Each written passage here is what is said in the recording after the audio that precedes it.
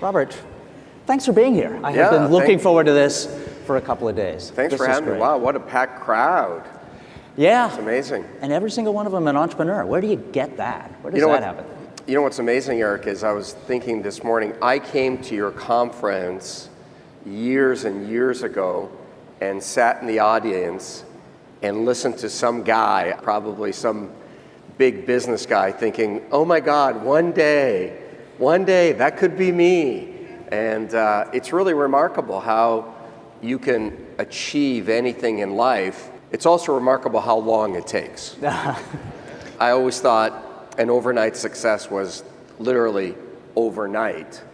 And I don't want to tell you how many years ago I sat in the audience and thought, oh, one day I'll have a big company. And isn't that the great thing about business? You know, when you're doing $1 million a year, you think, oh, if I could get to 5 million. One day, if I could get to 5 million. I spoke at a conference a couple of weeks ago, and the biggest business in the room was 2 million.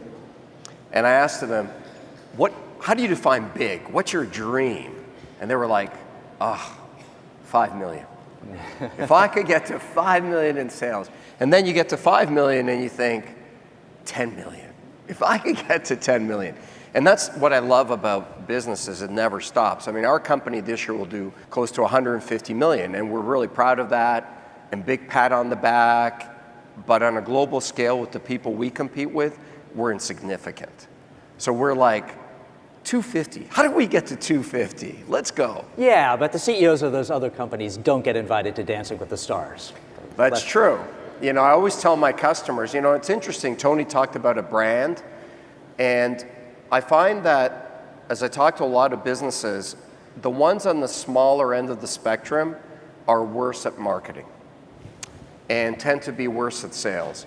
Large to small or more successful than not. People that tend to be on this end of the spectrum aren't as sales or marketing driven. And I'm generalizing, but they tend to believe that the world will beat a path to their door. You know, they tend to be the kind of people that say, as long as I build something great, people will find me. From my experience, I've learned that, you know, there's no such thing as genius in the darkness of the basement. The world does not beat a path to your door.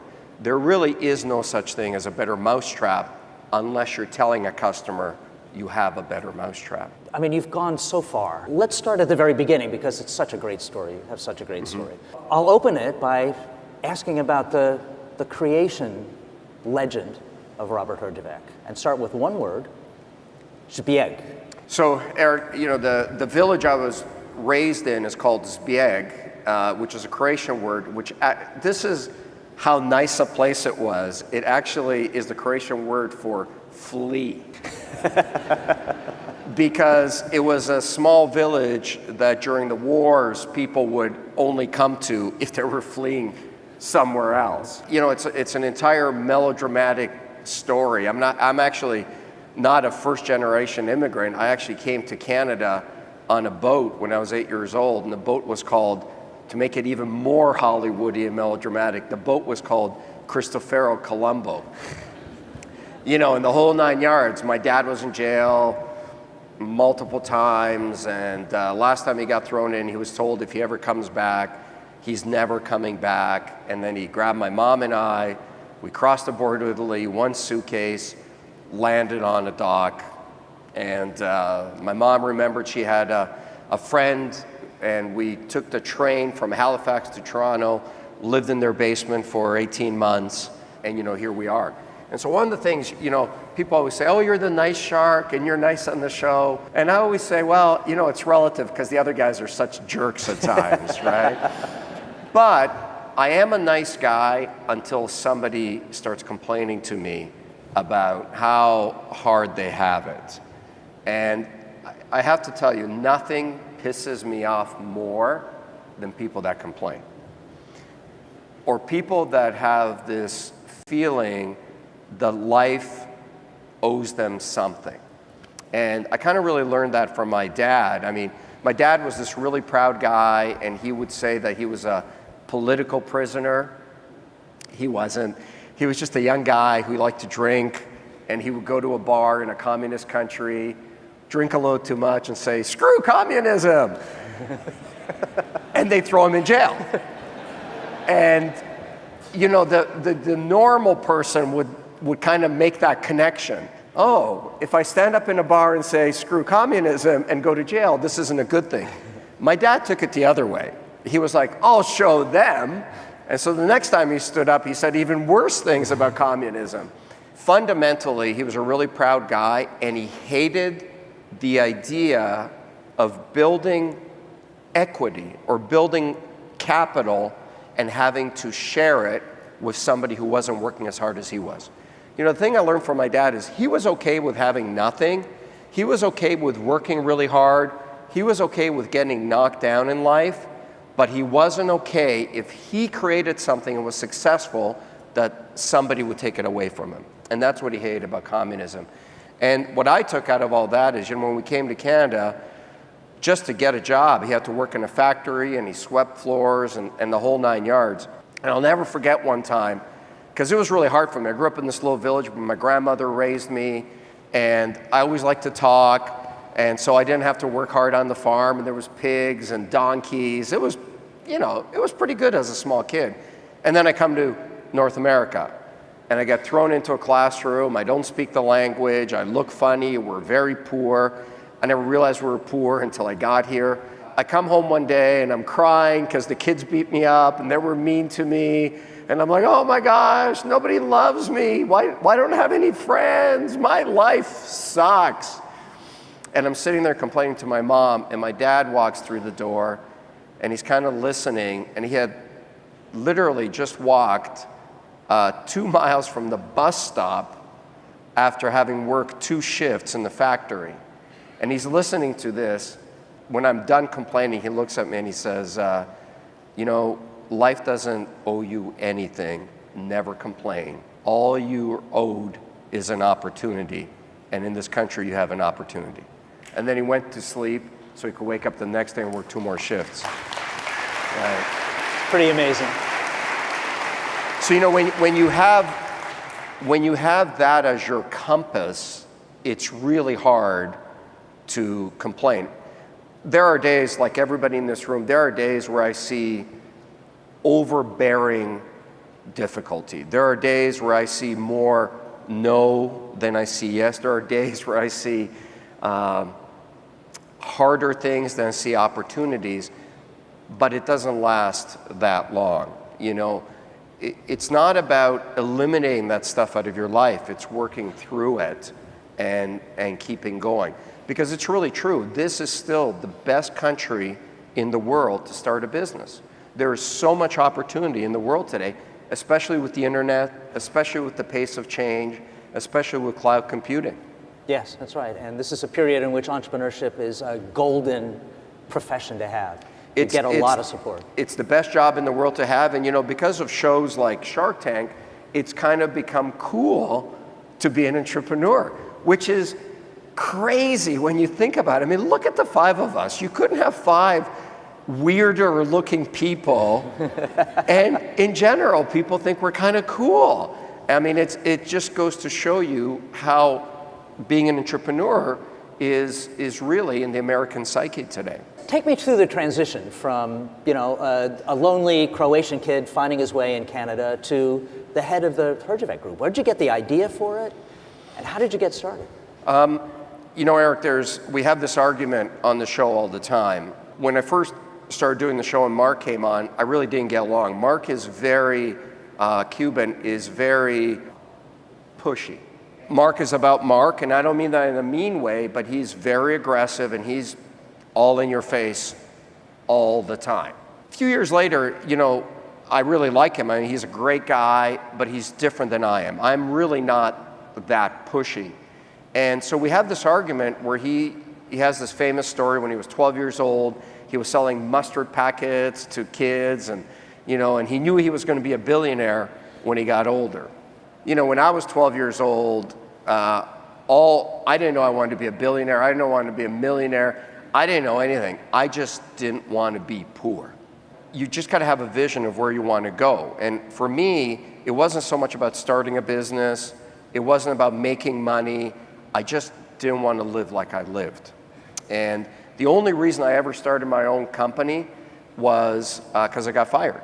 Somebody fired me, and I couldn't get a job in time to make the next mortgage payment.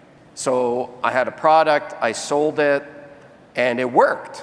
And customers paid me for it. I'm like, oh my God, this is incredible. And I still didn't quit the job I had. I said, well, if this doesn't work, so I actually had a full-time job for 3 months while I ran my business, waiting. And I was so scared that I would say, okay, I got one order, but if I get a second order, then I'll quit my job. And I get the second order, I'm like, well, that could have been a fluke. I'll wait till I get the fourth order. And then finally, I couldn't do both jobs. And I started my own business. But I'll never forget what my mom said to me when I said to her, I'm going to quit my job and run my own business. And she's like, oh, what? And yeah, I'm going to quit. I'm going to start my own company. She's like, don't worry, you'll get a job one day. Why would you do that? And if you think about it, it wasn't cool to start your own business. People that started their own business were because they couldn't get a good job. Right. How things have changed. Now it's kind of like the opposite. People really want to start their own thing. So that was, I wanted to build something. I got in the computer business, wanted to make a little bit of money, but always loved the idea of creating things. Eric was telling me that he was a frustrated actor when he first started out. So was I. I worked in the film business, and I think that what people like in acting is they bring something to life. They bring a character to life. There's a very artistic element, and I think great business people are very artistic. I mean, you looked at when Tony was out here, he had a vision of the way that Vegas would look like. I mean, he created that. I mean, that's art. He's taking an intangible and making it real. And isn't that what starting a business is? When I go to my office and I see my name on the door and I see people milling about, I take so much pride in that. That business didn't exist 10 years ago. We created that. I mean, it's a beautiful thing. Yes, it really is a work of art. I mean, there's such a leap from a startup. So when you get your fourth order, your sixth order, and you have to quit your waiting job and you hire your first employee, to when you've got hundreds of employees and $150 million in revenue. How hard was that change? How many of your original team are still with you? And what was it like making the leap from startup to growth? Yeah, I've been very fortunate that, I always say I'm a great guy to work with 98% of the time. The other 2% of the time, we're going to do it my way. I don't care what you think. I don't care what your opinion is. We're going to go my way. And I think in tech, that served me well. The technology business changes very quickly, and sometimes you got to make a bet. And I think 98% of the time, I'm great at taking input. And if the seas are calm or they're a little bit choppy, and I think I want to go left, but the team says we should go right, I'll say, okay, we'll go right. But if there's a major hurricane coming and the decision of going left or right could kill us, I want to know that I'm in a position where if I make that decision, everybody behind me is going to line up, leave their opinion at the door, and we're all going to go. And I think that's really important because sometimes you got to make those decisions. I always find that, and we see this on the show a lot, people have this funky relationship with risk. I never like to take risks that could kill us because I find that death is almost always fatal, right? In business, as a general rule, it's better to survive and fight another day than bet it all on the farm and die today. I don't like those kind of risks. But I think it's levels. Like right now, we're 150 million, trying to get to 250 million. It feels different. It feels odd. I don't really know how to get there. I mean, it's a lot of trial and error.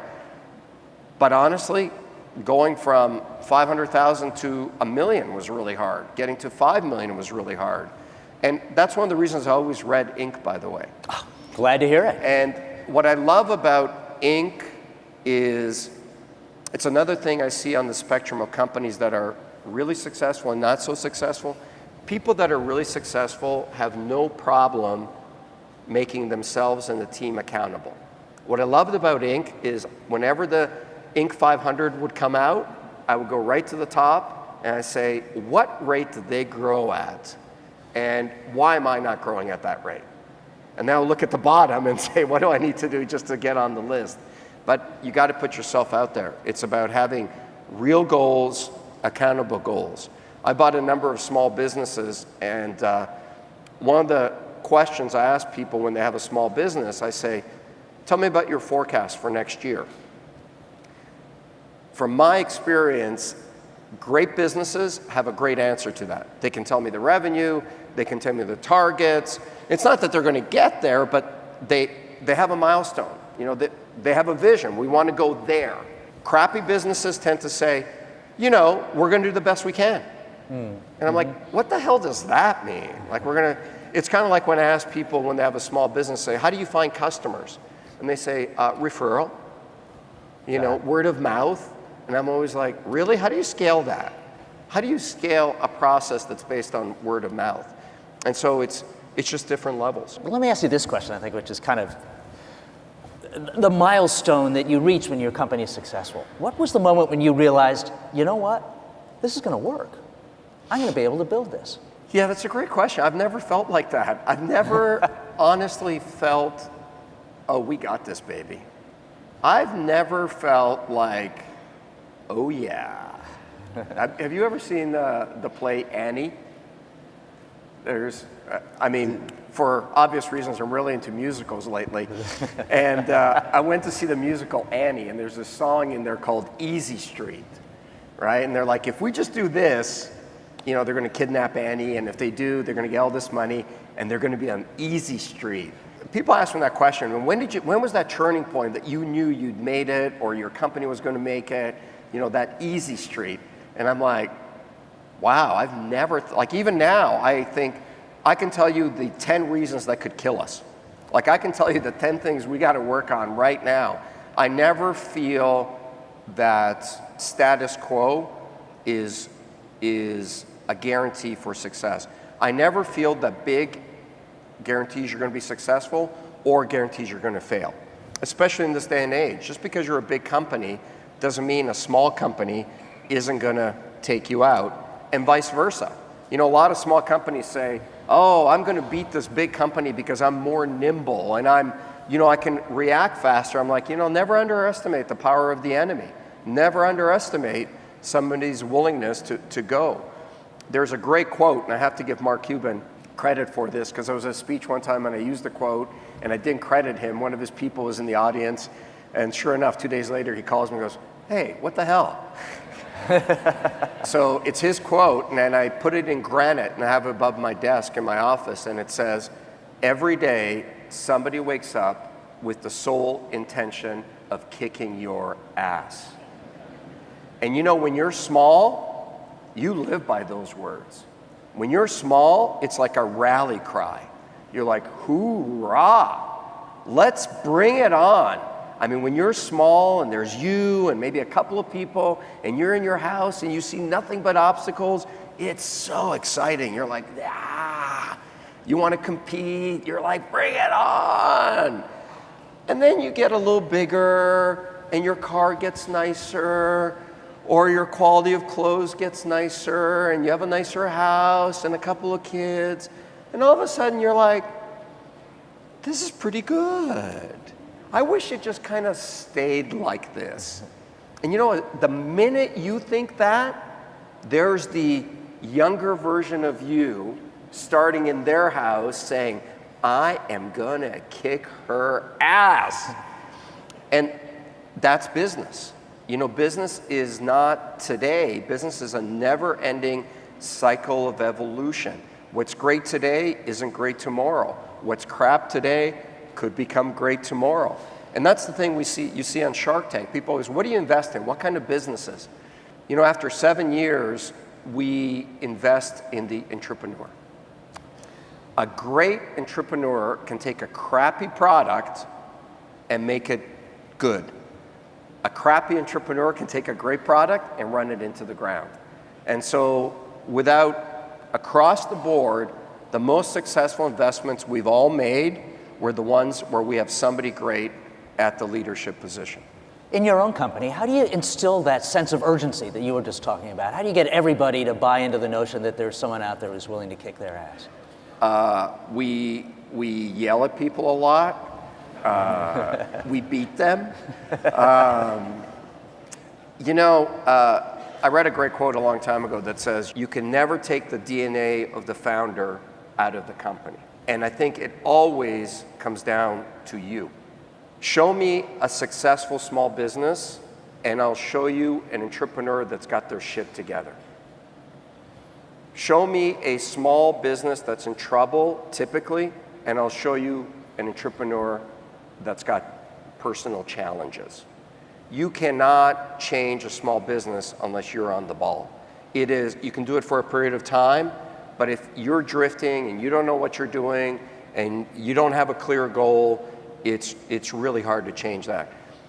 Somebody asked me a while ago, I need to go faster. I need to run harder. I can't get my people to respond. I can't instill this sense of urgency. How do I do that? How do I double my company? And I said, really simple, double your intensity. It comes down to you. And in my company, I think people know I'm a little paranoid to a fault.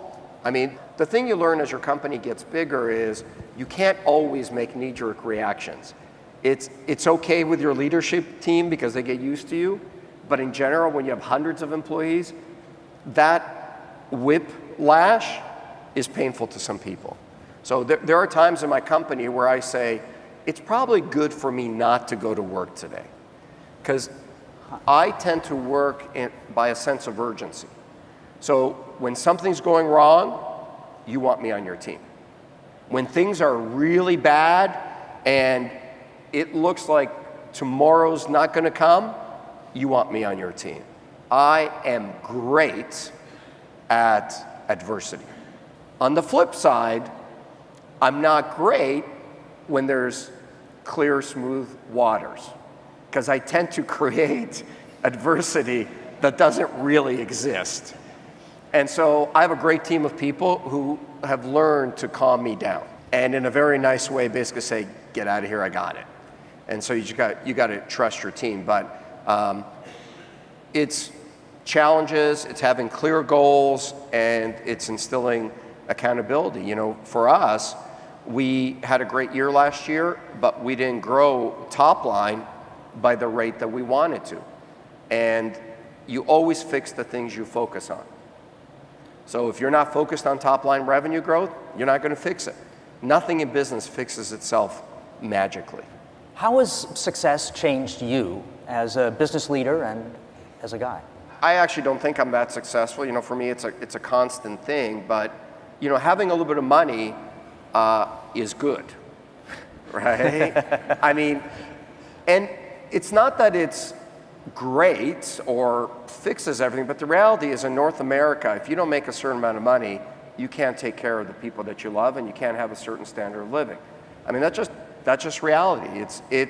It's not good to be poor. I mean, it's not. And the great thing in this country is we all have the opportunity to change it.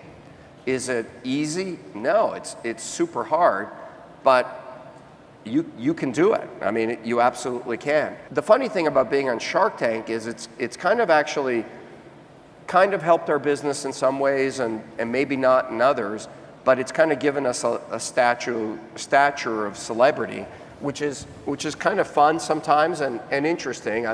There's no restaurant I can't get into, and there's no concert I can't go see, you know, and that's fun and it's cool. And I always think, if you don't have fun in life and exude joy, it's going to be really hard to get customers to buy from you. You know, I think in this day and age when there's so many brands, the average consumer gets flooded with signals every day, especially with online media and advertising and so on. So how do you stand out? How do you get your brand to stand out? And a big part of it is the customer experience. I was at a conference, and there was a guy who wrote a book. It's a bestseller. I forget what it's called, but he talked about customer service. The cost of increasing the quality of your customer service is something like 15%, but the average consumer will only pay 8% more for better customer service. But a fun, interactive experience, they'll pay even more for. And so I think your brand has to stand for something that's easy to do business with, right? I was at an electronics store the other day. As I'm standing in the store, the young lady working there says, can I have your email address? And I'm like,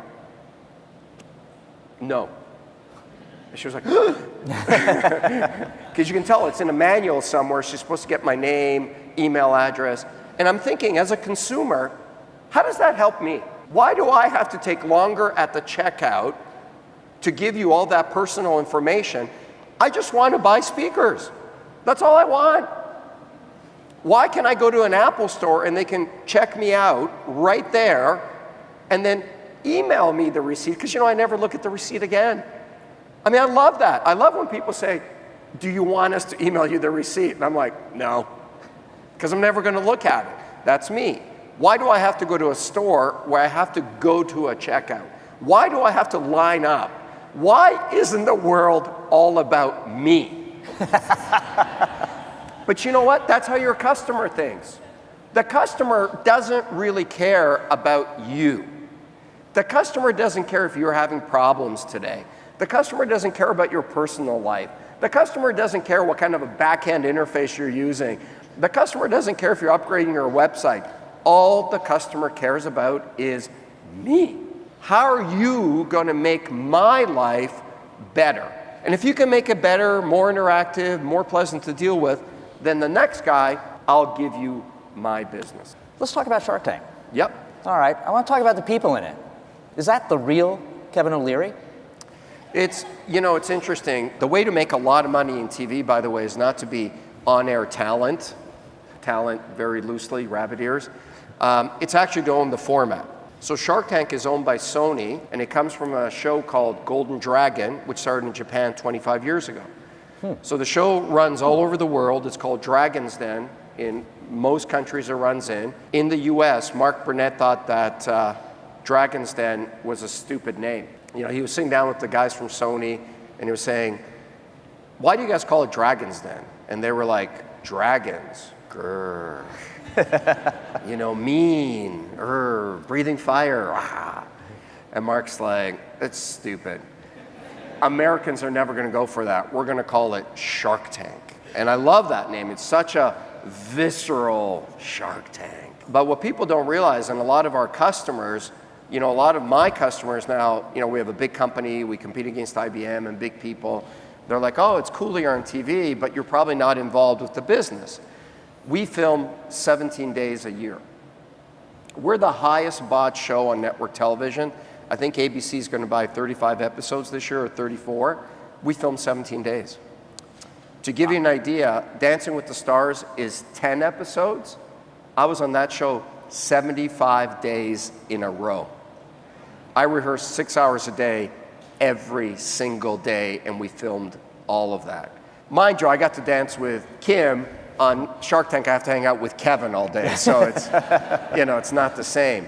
But I had done more TV on Dancing with the Stars halfway through it than I had done in my entire lifetime. And so Kevin and I used to do the Canadian version of the show called Dragon's Den. And the thing is, the show is very, very real. We know nothing about people when they come out. If we know you, you can't get on the show. If, people always want to sometimes pitch to me, and I'm like, you're more welcome to pitch to me, but you can never get on the show. Because there's a question that says, do we know you? And sometimes when we're filming, you never see this on the air, one of us will say, didn't I meet you in a hallway a year ago somewhere? And if the answer is yes, you're gone. Like literally, the cameras stop, you're gone. It has to be absolutely real. We don't even know their names. They literally come out and they go. Sometimes people get really nervous halfway and they're like, oh, I don't know what to say, can we do it again? And the answer is no. If you get nervous and you can't continue, you're gone. I mean, it's very real. The average time that people are in front of us is about an hour. The longest pitch was 2.5 hours. Damon actually got up, went to the cafeteria, had lunch, and came back. Same person was still talking. The shortest was about 25, 30 minutes. It doesn't matter how long or how short, it all gets edited into 7 to 8 minutes. So to answer your question is, that's really us. There's no acting. Is Kevin really that mean? I mean, it's us. We're not acting. I mean, we film with 18 cameras. There's no preparation.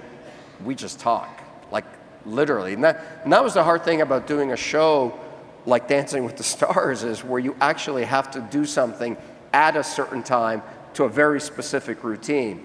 And, you know, our show is live, but not live. When I got on Dancing, you rehearse for 2 weeks before your first dance, and then the day before you actually go to the studio. And for those of you that have seen the show, I mean, it's beautiful, but in real life, it's very intimidating. It's a big stage, and the producer comes out and says, oh, thank you for coming. And the crazy thing is, after 2 weeks, you think you're a world-class dancer. Like, somewhere along the way, your dancer makes you feel like you got this. Forget the fact that she's been dancing since she was 3, and she's the world ballroom champion. After 2 weeks, I think, oh yeah, baby, I got this. And then you show up and you're there, and the director comes out and says, oh, by the way, this is a live show. And you're like, of course it's a live show. And they're like, oh no, this is a live show. 900 people in the audience, 15 million people at home. If you fall down, the camera is still on you. And you're like, holy crap, it's a live show. But, you know, it's about, if you can do stuff like, it's about fear. It's no different than starting a business. There are those moments where you have to perform. Just my final story on that is, so I rehearsed a lot. I didn't know how to dance. I'd never danced. It was really hard for me. Patti LaBelle was on the season I was, and this is a great piece of advice for business, and she was doing great. What I heard was she was only rehearsing 2 to 3 hours a week. And I'm like, oh, that's impossible, because I'm rehearsing 6 hours every single day, minimum. And so I go and see her and I say, hey, Patti, I heard this rumor. You're only rehearsing 2 or 3 hours a week. Is that true? She's like, oh yeah, honey. I only rehearse 2 or 3 hours at the most. I'm like, how can you do that? So she looks at me, she goes, honey, let me tell you something. All of the practice in the world don't matter. All that matter is when you get in front of that camera and people are watching you at home. It's all about how you perform when it matters. And isn't that true in business? You can rehearse all you want. You can have all kinds of business plans. You can test till you're blue in the face. But when you're in front of that customer, it's got to matter. And only you know what those critical moments are in your business. And every business is different. Now it's your chance to perform. We'll take questions now. Microphones will be running around. Right over there, thanks. I'm in the meal plan delivery business, and I've reached a point where technology's become a very large issue. Marketing, logistics, and technology drive our company. I'm a fitness marketing guy, and we're a $20 million company year 4, so we're growing very fast and scaling fast. And I don't trust IT because they tend to grab on and make themselves useful and strangle you with it and become single points of failure. What do you suggest that I do, knowing that IT is not my strong suit? Well, so, you know, big question. You know, HR is not my strong suit, and marketing is not my strong suit, but I think I have the best marketing person in the world on my team. And I didn't find her today. It took a long time, and I only know she's great because I've had people who were bad. So sometimes to find good, you got to go through bad, because you don't know what good looks like. My answer would be, you know, in the modern world, especially if you're online, IT isn't a cost center, it's a strategic advantage. So if you feel that way today, you got to have somebody on your team that can offload that for you. You know, when you're small, you do a little bit of everything because you have to. Going back to Erickson, when you get bigger, what you learn, and I'm learning this all the time, is you got to let go of the stuff you're not great at. The hard thing as you get bigger, 20 million, 100 million, 500 million, is eventually you're going to come across somebody who's great at what they do. And if you're not great at the things you're great at, they're going to kick your ass. You know, so I'm bad at accounting. I have a great accounting guy. But when I was small and starting out, I had to do my own accounting. I have a great marketing person. When I started out, I did the marketing. And it's kind of funny because people always think in business, you have to work on your weaknesses. Forget your weaknesses.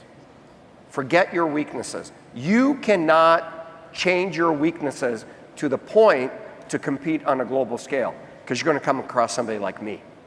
And I can tell you, the things I'm great at, I'm great at. So I feel very comfortable on a global scale competing in that narrow slice of that. And the analogy I always use is, I love football and I love Peyton Manning. He gets paid $10 million a year to throw the ball. He doesn't block, he doesn't tackle, doesn't do a lot of punt return. Sports is the opposite of what we're taught in business. Because when we're younger, if we don't have good handwriting, somebody says, oh, you have to work on your handwriting. If you're not good at something, you're taught, oh, you gotta improve that. Forget all that. You want to compete and build a global business, find something you're good at and become world-class great at that, and then find other people that can complement you in the things you're weak at. Don't work on your weaknesses, work on your strengths. Over here? As your company has grown and as your product has developed, how have you managed your sales and marketing from the time you were small, didn't have much of a budget, to this point where you have obviously a larger budget for marketing and sales? So, great question, and thank you for the compliment. Sales, marketing, it's funny, when you're $5 million a year, you think, oh my gosh, I'll never forget thinking, oh my God, if I could get to 5 million. And then when I got to 5 million, thinking 100 million. If I could get to 100, it's almost like this nirvana, it's like this magical place, whatever level you're not at, the next level is some magical place where everything gets easier. And then you end up in that place and you're like, oh my gosh, people lied to me, it's just as hard over here. Sales and marketing, we've never figured it out. I always look at it and say, so the quality of everything we try to do in our business is always relative to our competition. We don't live in a vacuum. In my business, I didn't create the iPhone. I'm an operator. I like to operate my business. And so for a customer to buy from me, they have to make a conscious decision not to buy from somebody else. I think there's only two types of businesses. There are businesses that create something that didn't exist before, and I think those businesses are extremely rare. And don't lie to yourself. Don't think you're in the, oh my God, no one has ever created an online food delivery business for sports. No one's ever created a fractional airplane sharing kind of business. They have. It's very, very rare there are value-oriented businesses like that. In my business, everything I sell, you can buy from somebody else. Everything. We like to think we're better, we care about the customer more. And by the way, I hate those kind of advantages. Nothing sets me off more than when a sales rep comes back and I say, how'd it go? And they're like, great. I'm like, really? Why? Oh, the customer was super nice. My standard answer to that is, really? We don't sell to people that aren't nice? And I say, well, why are we going to get the deal? And they're like, oh, I sat down with the customer, I told them, we care more, we're better at customer service, all those kind of things. The problem with any of those kind of advantages is they're not tangible. You can't experience better until you buy from me. And the problem is the guy who's coming in after me, in my world I compete against IBM or small regional people, I'm pretty sure when they walk in, they're not saying, oh, Mr. Customer, we suck, but give me the order anyway. They're saying the same thing we're saying. You can't have general advantages like better, responsive, we love you more. You got to have hard, definable, tangible differentiators. And you've got to always scale it to what your competitors can do. So one of our competitors has 562 salespeople in the United States. I know that any strategy that requires us to have more feet on the street eventually is going to fail. I can't build that big a sales force in the time I need to. And so we try to find competitive advantages where we can be great at. Maybe it's a better website. Maybe it's we can take product back. Maybe it's more responsiveness in terms of the contracts. Maybe it's more open contracts. Maybe it's something that they're not willing to do. My big competitors need 3 lawyers to sign a deal. In my world, I can sign a deal. So you just got to find a way to continue to do that. And the way to do, before I can teach you how to sell, I have to teach you what we sell and who we compete against. It's really not about having the best salespeople. It's about having the best salespeople with the right advantages against your competitors. And the competitors always change. When we're small, we compete against other small guys. When we're big, we compete against people who are bigger. So, one of our favorite sayings is the quality of your company is always determined by the quality of your competition. So we compete against IBM. I hate IBM. I really hope that the guy I'm competing with loses the deal. I really hope that things go badly for him. I really hope he doesn't make his number and has to go get a job at Dell. It's not that I don't like the guy. I've never met the guy. But if he wins, I lose. It's just the way it is. At the same time, I really respect IBM. I can tell you when they were started. I can tell you what their marketing plan looks like. I can tell you how they comp their people. I can tell you how they go to market. So I have a very healthy dose of respect for them. I have a funny story on that, if I can, Aaron. So I was at a dinner with a guy I really admire, Kevin Plank, the founder of Under Armour. And he started Under Armour, 18,000 sales. They'll do $3.5 billion this year. So the topic was co-opetition, working with your competitors in this new interconnected environment. So there was some guy from some big company who said, sometimes our friends are our friends, sometimes they're our enemies, we find a way to work together, that kind of stuff. So the reporter goes to Kevin and says, so Kevin, how do you work with Nike? Kevin looks at the reporter and says, fuck Nike.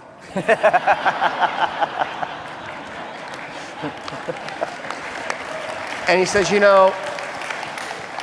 I'm pretty sure that if I walked into the Nike cafeteria, there would be a sign that says, fuck Under Armour. And he says, I'm okay with that. I'm okay with competing every day for market share. And that's business. It's competition. If you don't like to compete in my industry, you're going to have a hard time, right? And it's not just competing on the days you feel like competing. It's competing every single day. Great. The next question will come from Topi. So it'll come up on the slide.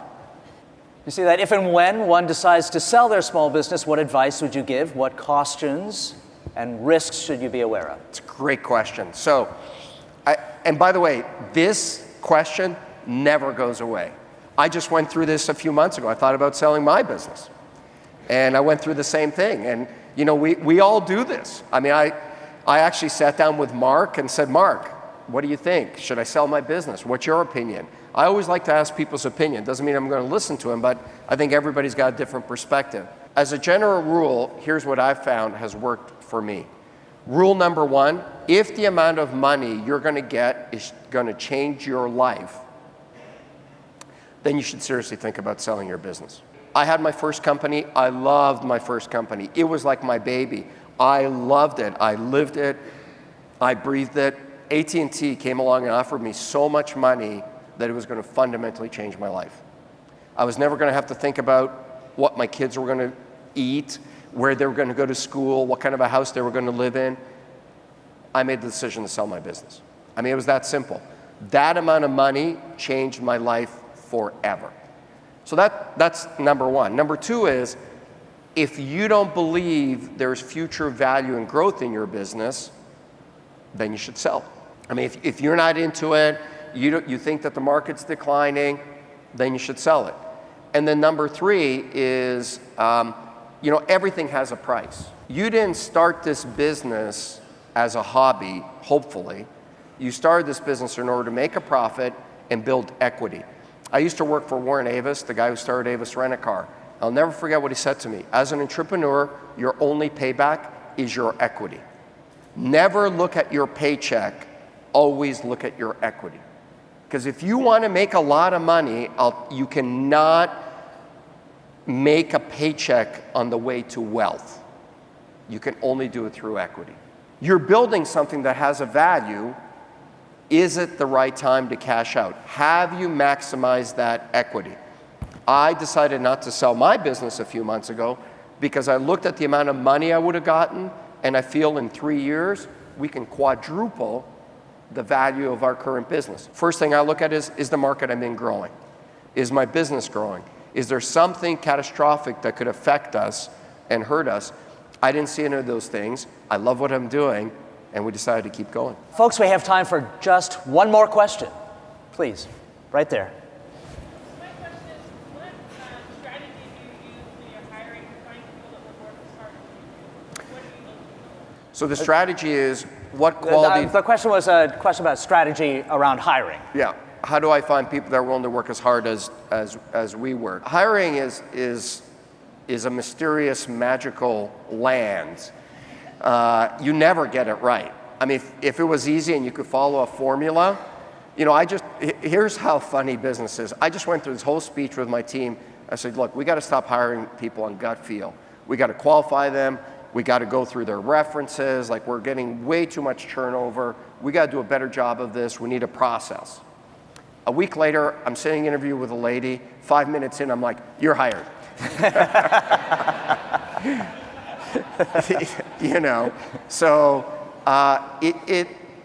it never tends to go away. As a general rule of thumb, it's better to hire for cultural fit than it is for qualification. We have a very clear culture. We have a very clear way that we do things. Because we compete, because we work really hard, people in our world that tend to come from a sports background tend to do really well. You know, I find people that have athleticism or military have very good discipline and are okay with working hard.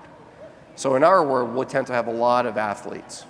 Robert, thank you very much. Yeah, thank you very much. Awesome. Terrific.